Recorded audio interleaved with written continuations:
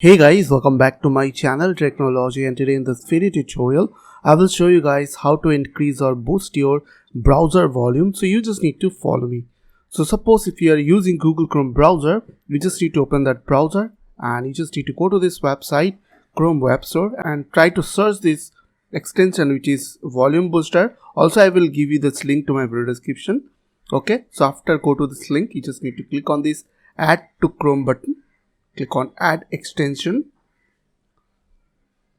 After done, it will show over here. As you can see, if it is not showing over here, then click on this three dot button, click on more tools, and here you will get a extension option.